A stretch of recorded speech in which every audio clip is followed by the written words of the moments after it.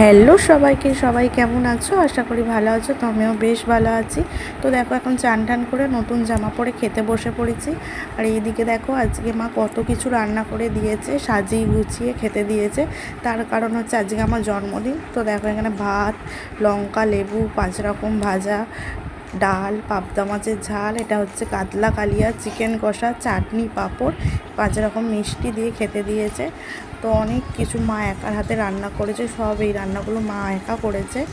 আর এদিকে দেখো দিদি সাজিয়ে দিয়েছে। তো আমি দেখো এখানে খেতে বসে পড়েছি। তো যেই জামাটা দেখছো পরেছি, তো এর আগের ব্লগে তোমাদের দেখিয়েছিলাম।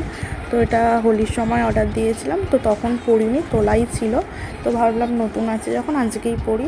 তো তারপরে দেখো খাওয়া দাওয়া করে বিকেলবেলা একটু শুয়েছিলাম। তো বিকেলবেলা ঘুম থেকে উঠে শাড়ি ফাড়ি পরে সাজুগুজু করে এখন যাচ্ছি পুজো দিতে। তো প্রত্যেক বছর জন্মদিনে পুজো দিতে যায় আমাদের বাড়ির উল্টো দিকে কালী মন্দির আছে, ওই কালী ঠাকুরকে। তো আগে যখন ছোট ছিলাম তখন মা আর বাপি যেত, আর যবে থেকে বড় হয়েছে তবে থেকে আমরাই যাই। তো তারপরে দেখো পুজো দিয়ে বাড়ি চলে এসে ফটো তুলছিলাম, এখন কেক কাটবো। Happy birthday to you. Happy birthday to Goody. Happy birthday to you.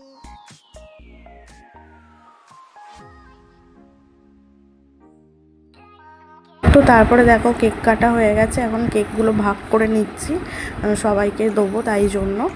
তো দিদা দাদুকে দিতে যাবো, দিদা দাদু আসতে পারিনি।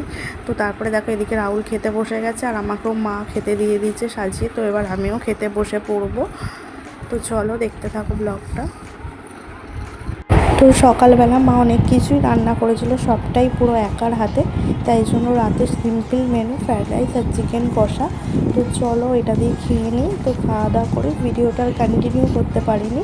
তো এটা হচ্ছে পরের দিনকার ভিডিও। ভাবলাম কে কী গিফট দিয়েছে চলো তোমাদেরকে দেখিয়ে দিই, এই ভিডিওতেই একবারে শেয়ার করে দেবো তাই জন্য। তো দেখো এর আগের বারে যখন বিশালে গেছিলাম তখন এই বাটি আর চামচগুলো বেশ আমার পছন্দ হয়েছিল।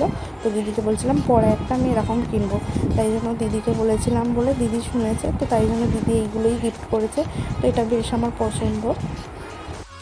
তো এই বাটিগুলো আমার বেশ ভালো লেগেছে।